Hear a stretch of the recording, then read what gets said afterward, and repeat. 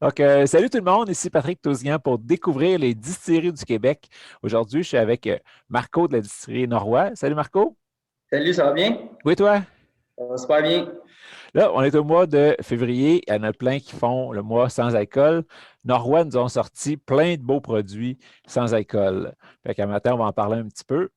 Il y en Certainement. a un que la plupart connaissaient déjà, c'est le brise-glace. Ça, on l'a eu tout l'été passé. Ça a été c'est un des pionniers, là, je vous dirais, en SEQ.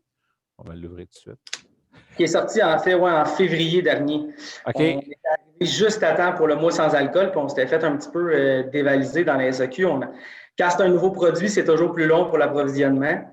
Donc là, cette année, on a essayé d'arriver en décembre pour être prêt pour février. Fait que là, il y en a vraiment dans plus de succursales. Là. Puis là, de plus en plus de succursales ont un display pour le sans-alcool. Fait qu'ils vont avoir des vins, des produits comme ça. Mais Ouais. dans les autres SEQ, il n'y a pas une section réservée pour les sans-alcool. Fait que faites pas le saut.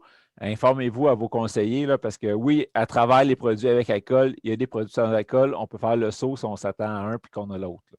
En fait, on nous a parlé, nous, d'un 100 succursales test. C'est 100 ça. succursales qui faisaient vraiment une section sans alcool. Puis dans le fond, la SAQ allait voir la réaction des gens, si c'était plus facile, s'il y avait réellement une demande. Puis à date, on voit qu'il y a réellement une demande parce qu'il y a d'autres succursales qui ne sont pas dans les tests qui nous en demandent, puis qui se font une petite section. Là. OK. Ça devient super intéressant parce que les gens vont chercher les vins, les spiritueux, puis peuvent acheter, dans le fond, les produits sans alcool à la même place. Ben oui, c'est ça. Fait que si on a un party avec du monde enceinte, du monde qui ne boive pas, C'est n'importe ça. quoi, mais on s'en va à une place faire nos courses. On a Euh, tous un ami qui a arrêté de boire, fait que c'est important d'avoir une alternative pour lui. Ben oui, c'est ça. Fait que Brise-Glace, en premier, c'était c'est encore un gin tonic sans alcool. Exact. Ouais. Puis, il y en a qui s'en servent, mettons, quelqu'un qui voudrait faire juste un stop à SEQ, tu peux l'acheter aussi comme un tonic tout court, puis mettre ton gin dedans si tu veux. Oui, puis je dirais même en fait, c'est une belle base de tonic. Comme il y a déjà un goût de gin présent, ce qu'on peut faire, c'est qu'on peut l'utiliser pour faire des gin tonic, mais mettre juste un once de gin au lieu d'en mettre deux. Comme il y a déjà la présence du goût du genièvre, moi, je trouve ça super intéressant pour faire ce qu'on appelle des low ABV. Là. Fait que tu fais juste mettre moins de gin, mais tu l'utilises comme base. Il est vraiment super intéressant. Philippe Appéry en a parlé samedi dernier à son passage à Seul Bonjour. Et puis c'est ça, tout seul, il se prend très bien, là, juste avec la glace, il était froid. Mais c'est Ouais. sûr que c'est moi que normalement, j'aime plus avec alcool, mais oui, souvent, je rajoute un petit once de Oui, Norrois. c'est vraiment une belle alternative pour vrai. Puis là, dans le fond, quand on a vu vraiment là, le succès du prêt-à-boire, les gens aiment ça, c'est rapide, c'est sans alcool. Ben, c'est là qu'on est arrivé avec le fameux Veneziano, qui est Ouais. son petit frère. Là. Fait que lui, c'est vraiment le spritz. On est vraiment, vraiment très amer. On a travaillé la recette. En fait, nous, on s'est basé sur la recette du spritz le plus vendu à la SAQ.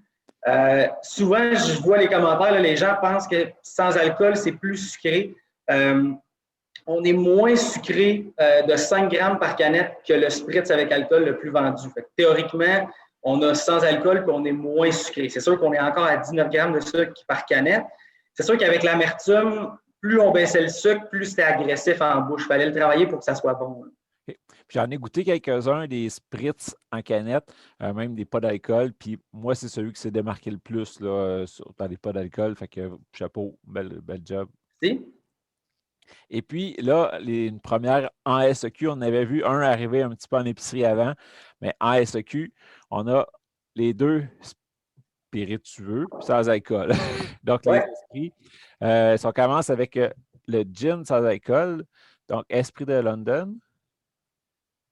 Ouais, ben dans le fond, nous, on voulait vraiment créer un spiritueux sans alcool qui allait se rapprocher le plus possible d'un spiritueux. C'est sûr qu'on n'aura jamais là, la même essence en bouche. Puis les gens disent souvent, dans le fond, qu'ils ont un petit peu là, le feeling que c'est de l'eau. Ça reste que les molécules d'alcool vont chercher beaucoup plus de saveur que les molécules d'eau. Puis il faut rajouter de la glycérine végétale pour donner un espèce d'effet d'onctuosité un peu, comme on ne veut pas le booster en sucre, parce qu'on est resté Ouais. vraiment très bas en sucre. C'est important, on sait que les gens regarde le sucre et les calories de plus en plus. Fait qu'on a vraiment créé, dans le fond, un spiritueux. Nous, il est fait à base d'un distillat. Je ne sais pas si on peut le voir, là. Il n'est pas 100% transparent. Donc, on est allé avec une filtration vraiment très légère. On a même écrit non filtré sur le produit. Il est filtré parce que toutes les petites particules ont été arrêtées, mais il faut vraiment maximiser les huiles essentielles dans le produit pour pousser vraiment le goût. On l'a laissé un petit peu cloudy, mais écoutez, c'est vraiment intéressant. En cocktail, on est capable d'aller chercher la présence. On ne vient pas le perdre dès qu'on ajoute un tonic ou un jus. On ne vient pas perdre complètement la présence du genièvre. C'est ça qui est vraiment intéressant. Puis nous, on utilise une base de distillat. Donc, on fait vraiment une macération, puis on vient distiller pour retirer l'alcool, puis on réutilise, dans le fond, le mélange qui reste de l'eau et les huiles essentielles. On utilise baie de genièvre, coriandre, angélique, fleur de sureau, gingembre, orange amer, citronnelle, de l'orange fraîche, puis du citron frais. Fait qu'on est quand même encore sur l'agrume. Avec Norrois, la distillation à froid, on est beaucoup sur l'agrume parce que c'est ça qui nous permet d'aller chercher des arômes vraiment, vraiment très intéressants. Ouais. Mais ça, ce qui ressort le plus, c'est quand même le genièvre. Là. Évidemment, la base de genièvre qui est très agressive, puis c'est ça qu'on a vraiment maximisé parce qu'on s'est dit, une fois mélangé, parce que c'est vraiment pas des spiritueux qu'on conseille de consommer sur glace ou direct dans le verre. C'est important de le goûter comme ça, mais ça sera jamais... Les fans de gin qui le consomment neat ne seront jamais rassasiés avec un produit comme ça. C'est vraiment un produit qu'on va utiliser en cocktail. On va venir l'agrémenter d'un tonic ou d'un soda, de mettre un petit fruit, un jus de citron, un jus de lime. C'est vraiment pour dire, je viens réduire. Un Montpellier aromatisé. Montpellier au citron, cette semaine, là, ça a fait la job. Vraiment. Oui, parce que c'est subtil en bouche, fait qu'on va vraiment, avec le Montpellier, laisser la place au gin. Puis en plus, sur le citron, bien, ça vient complémenter un peu les aromates qu'on a dans le produit. Puis la bulle va aller rajouter un petit peu l'effet d'alcool qu'on a sur le bout de la langue parce que c'est sûr que, tu sais, au début, oui, ça sent quasiment comme un gin. On le goûte, c'est comme de l'eau à la bouche. Tu sais, il y a un petit quelque chose que le cerveau, il ne comprend pas. Mais c'est ça, c'est que, comme tu l'as dit tantôt, c'est pas fait pour être consommé tel quel, là, juste comme un autre gin. Mais c'est ça, avec la petite bulle, là, ça va aller rajouter le petit pétillant, le petit brûlé, le brûlant sur le bout de la langue qu'on a. Oui, puis moi, je trouve vraiment que c'est un produit.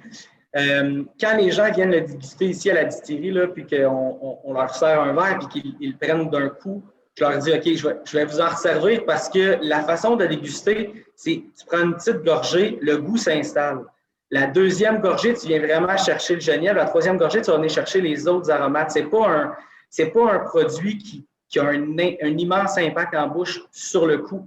Donc, plus on le goûte, le rhum, c'est un peu la même chose. Le piquant va s'installer, le goût des épices va vraiment s'installer au travers des gorgées. Fait que les personnes qui goûtent juste une fois et qui font « Ah, c'est pas bon », ils passent à autre chose, mais non, c'est normal. Il faut vraiment le savourer, puis la bouche commence à comprendre un peu le goût tranquillement. Tu en as parlé un petit peu, ici non plus, je ne pense pas qu'on le voit bien, mais oui, il est un petit peu... cloudy. Là. Ça, j'en parle souvent. C'est pour ça que certains gins, ils montent jusqu'à 46-47 % d'alcool. Parce qu'en bas de ça, ils perdent la transparence. Mm-hmm. Ça, vous pouvez faire le test avec la plupart des gins. Si vous les laissez au congélateur ou dans l'auto, vous les oubliez. Quand vous les sortez, vous allez voir, ils sont comme ça, ils sont cloudy parce que... il va se précipiter au froid en plus. C'est ça. Avec le froid, là, les huiles essentielles ne peuvent plus juste vivre normal. Ils commencent à apparaître. Mais aussitôt que ça devient chaud, ça part. Mais ça, avec pas d'alcool, on n'a pas le choix. Là, si on veut garder des saveurs, il faut qu'il y ait un petit quelque chose. Oui. Puis après ça, on a, comme tu as parlé tantôt, le fameux rhum. Fait qu'écoutez, là, ceux qui sont fans de Rum and Coke, c'est sûr que c'est un produit qui est encore une fois là, à travailler en cocktail. On a eu des super belles recettes. Là, les gens s'amusent avec. Ils font déjà des pina coladas, ils se font des mojitos. Je pense qu'une fois mélangé, une fois travaillé, là, c'est un produit qui peut vraiment, vraiment réussir. Cet été, ça va être... Parce qu'il faut garder en tête qu'il y a beaucoup de gens qui font les mois sans alcool. Il y en a qui le font en janvier, il y en a qui le font en février. Mais il faut garder aussi en tête que c'est important quand même de se garder des options pour la semaine, se garder des options des fois pour juste ralentir. On peut se faire un vrai mojito, mais après ça, on peut se faire un mojito avec le rhum sans alcool. Déjà, ça nous permet d'avoir une soirée qui dure plus longtemps, d'être peut-être moins magané le lendemain. C'est surtout de trouver l'entre-deux. Puis moi, ce que je dis souvent aux gens, c'est si vous avez un rhum que vous aimez beaucoup à la maison, mettez-en 1 once, puis mettez 1 once d'Esprit des Caraïbes, puis vous allez avoir un cocktail qui est complexe, mais qui est beaucoup moins fort en alcool. Fait que vous pouvez en boire plus, théoriquement, c'est juste plus avantageux. Si vous en buvez 2-3, les jambes sont rendues molles, ben là, vous pouvez en boire 4. Donc, dans votre journée, c'est tout le temps ça qui est un peu intéressant, l'espèce de low alcool. Oui, ça. Puis souvent, on a une soirée, un 5 à 7, quelque chose de même, on reprend la route après. Mais tu sais, ça, c'est une belle solution, là. L'arôme est vraiment beau. J'aurais pas dit qu'il n'y a pas d'alcool, là. Au nez, c'est surprenant. Ce qui vient trahir, c'est vraiment quand on le prend en bouche. Ouais. Parce qu'on s'entend là, à 2 grammes de sucre par portion, on n'a jamais le sucre qu'un rhum contient, surtout un rhum qui est fait à partir de mélasse ou de canne à sucre. C'est vraiment un spiritueux qui est épais, qui est riche en bouche. Surtout, les rhums vont être vieillis. Donc, souvent, il y a une espèce d'évaporation qui se crée. Le rhum est encore plus rond. Est encore plus onctueux. Donc, on est vraiment à des années-lumière avec un produit qui est sans alcool. Mais au niveau du goût du nez, on est plus proche, là. Oui, puis c'est ça, il y a plein de recettes possibles. Mais juste bien simple, ramène coke avec un peu de lime, là, c'est à s'y méprendre, là. Exact, c'est une super belle alternative, c'est simple. C'est pas obligé d'être compliqué. Des fois, les gens aiment beaucoup plus les prêts à boire. On en a 2. Mais si vous êtes vraiment fan de rum and coke ou de rhum tout court, pas obligé de se casser la tête. Là. Il y a des recettes à la tonne sur la SAQ qu'on peut remplacer directement avec Esprit. Nous, on en a sur le site. Je sais que tu as reçu un petit peu là, les 2 fiches recettes qu'on a proposées. Monsieur Cocktail s'est même amusé à en faire une. Donc, allez vous amuser, allez voir sur le site web. Là, il y a vraiment plein de recettes. Puis, n'hésitez pas à nous les partager. Ça va nous faire plaisir de les voir. Ouais, puis c'est ça. Puis sur le groupe Découvrir les distilleries du Québec, j'avais mis aussi une espèce de recette rum and coke en bouteille avec le soda stream. Là. C'est super facile à apporter n'importe où. C'est prêt. C'est une très bonne idée.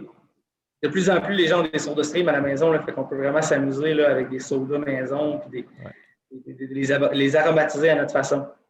Cool. Ben, c'est des belles découvertes. Je suis sûr que ça va durer dans le temps, là. Puis c'est ça, vous avez l'avantage d'avoir un alambic différent des autres, donc vous pouvez aller travailler au maximum d'autres choses que normalement un alambic à chaud ne pourra pas faire, là. L'extraction des arômes, c'est sûr que ça aide beaucoup, puis c'est ça qui fait la base d'un bon produit, c'est vraiment les saveurs qu'on a en bouche. Bien, super, merci Marco. Ça fait plaisir. Y avait-il d'autres choses que tu voulais nous partager à propos de ça, à propos d'autres choses de Norois qui s'en vient, mettons? Ou... c'est sûr, on va avoir d'autres belles surprises. On a un beau prêt-à-boire qui va sortir cet été alcoolisé, qui est vraiment, vraiment très bon. Donc, ça va s'en venir bientôt aussi. On prépare aussi peut-être un petit gin là, spécial pour le temps des sucres de mars. Alors, restez à l'affût, mais la boutique est ouverte. Nous, on vend du gel et des masques, donc les gens peuvent continuer de venir en magasin. On vend les spiritueux, on a les amers, on a les emulsifiants, on a les prêts à boire. Là, on est rendu avec, nous, dans le fond, dans la même bâtisse, on a aussi la bière.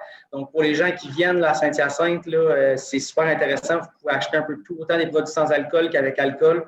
On a des très beaux rabais sur la bière, donc ça peut être vraiment, vraiment intéressant. On a des belles promotions aussi en magasin croisées avec les sirops Monsieur Cocktail. On a les cocktails à mélanger là, de Poseidon. Donc, c'est 6600 Boulevard Choquette à Saint-Hyacinthe. On est ouvert, on vous attend. Yes. Et puis, pour ceux aussi qui veulent essayer d'autres choses pas d'alcool, je pense que c'est chez vous que sont faites les atypiques. Oui. Donc, vous vendez à la boutique les 4 sortes de atypiques aussi. Les 4 canettes d'atypiques, oui. Puis nous, on en manque rarement. Là. Je le sais que les gens, des fois, ont de la difficulté à les trouver en IGA. Mais ici, on en a tout le temps. Là. Donc, si vous voulez venir, même place, on a aussi les breuvages sans alcool atypiques. Ouais. Peux-tu me nommer les 4 sortes? Oui, on a rum and coke, mojito, spritz et un gin tonic. Fait qu'on en a vraiment pour tous les goûts. Parfait. Ben, un gros merci. Passe une belle journée. Merci à toi, Patrick. Bye bye. Salut.